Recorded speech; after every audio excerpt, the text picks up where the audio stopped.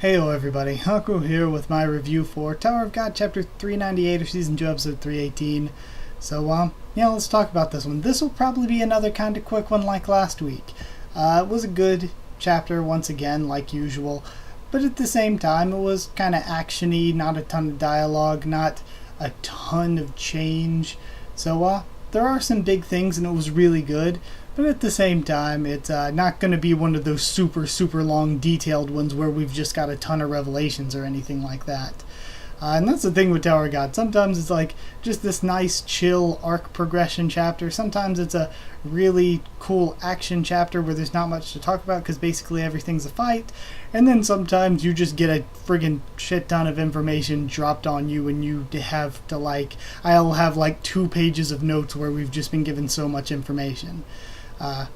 This is going to be one of those more simple arc ones with a bit of action. So starting off, Drac is being a phone-call, just being tired and wanting to squirm his way out of having to do anything. Water Jelly blocks the entrance to the place. The girl with the observers that's part of this group of rankers is kind of cute. 3 scrub rankers, and I call them scrub rankers because I thought they were going to be cooler than they actually were. They turned out I feel like my care for them dropped dramatically when White just erased 2 of them last week. 3 of the scrubs stopped the trade. White reveals or thinks to himself that he used up a lot of his power in that attack. Frog says that the real White was sealed by a princess, so this can't possibly be him. Summons the giant ancient frog Pollock after Pollock says, at least I think that's the name of it. After Pollock says that White, he doesn't call him White, but he's like, this person is a regular, but they're stronger than a ranker. So he gets summoned and blows White away off to do whatever he's going to do off screen right now. Ryun then has the order given to open the door and says that things are up to Yuri now. Cheon-hee then sends in the troops. And they notice that the rules for the train are gone, and they can probably just walk right in if they want to. We have Pinnacle, who is Paracle, who is with Kong, who's a seal, and they're confronted by Karaka, and that scene was badass when Karaka stepped out the train. Who has Wangnan with him? It was badass, but, I just feel bad for Karaka, and I'm like, he's probably going to get screwed over again because he's surrounded by an entire army. Karaka's got Wangnan with him. Yuri then launches an attack at him and says that he is her prey, and the army bows to Yuri. So that's where we end off with this one. Quick recap. Some blog information. Siu says that White isn't perfect right now. He's not at his full power or anything. And also the reason he was blown away is because that's a really strong ancient frog. But of course White at full power would be stronger than Dorian Frog. He also mentions that Dorian Frog is a high ranker, but lower in rank than Yuri. Yuri's around 500, I believe, somewhere in that general area. So we can then assume that Dorian Frog is a high ranker, but one of the lesser strength high rankers. Then he says that Pollock the Frog is based on a Korean meme. And a lot of people got that reference, but I'm not Korean, so I don't. Then he says that it's actually a rule that the army has to kneel to Zahard or a 13-month princess without exception.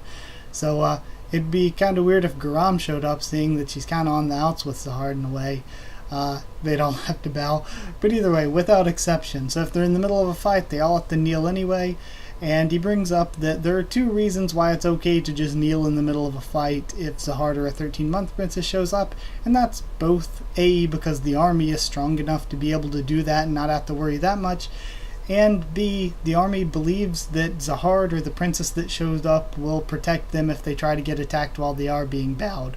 So it shows both the strength and confidence of the army, but also the fact that they trust that much in Zahard and the princesses that they're willing to put themselves out there like that. That's it. Wow, I ran through this really quickly. I guess because there's nothing really deep to discuss here.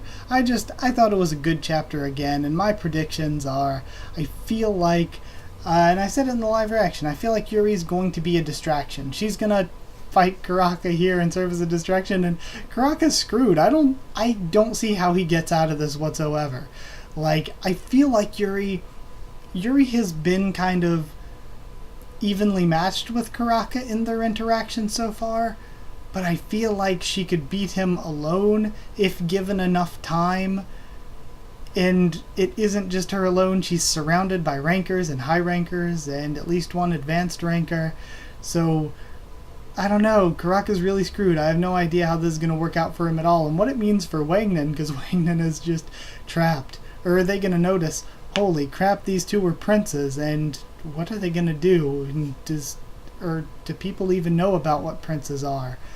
So yeah, I still have no idea how Wangnan and Karaka even work. So, yeah, very, very weird. Yeah, are they going to notice that Wangnan looks exactly like Sahard, except tiny? So, yeah, really, really weird. So, yeah, Karaka's probably screwed. Yuri's probably going to serve as a distraction so the Bombs group can sneak over to the station. But I feel like there's probably some of the members of the army watching the train to make sure people don't do that. So, who knows? We're going to have to wait until next week to see how Bombs Group actually gets out of this predicament. But that's it. As a score, I struggled back and forth. I was like, it's better than a 7.5, but then I also didn't want to give it an 8, because it is kind of just a chill chapter. So I'm going to go with 7.75 frog memes out of 10. And yeah, that's it. Really short video, but like I said, I couldn't really think of much deep to discuss about it. So that's it. I do hope you enjoyed this week's chapter as much as I did, if not more. So, like if you did like this week's chapter. Or, no, like if you did like the video. Jesus. Yes, like me if you liked this week's chapter. But no, like if you liked the video. Comment down there to tell me what you thought of the chapter and what you thought of my thoughts on it. If there's anything you want me to discuss or bring up for the hot Q&A. Like I said probably yesterday, I don't know, but the hurricane's coming, and thus I don't know how a hot Q&A is going to work out. Don't know if that's going to be something that I just take this week off from and do next week, or how this is going to work whatsoever. But yeah, if you have anything you want me to discuss there, of course, comment it down there. Follow on Twitter if you want. I can try to keep you updated there, stuff for the channel, or talk to you there. Subscribe for more Tower of God, much more on the channel. And follow, or wait, I just said that. And if you want a link to the Discord server to talk to me or more of us on Discord about Tower of God or anything else on the channel, or just anything in general, really. It's free and open for anyone. So yeah, if you want a link to the Discord server, just ask and I'll give you one. That's it. Thank you once again for watching, and I'll see you all next time.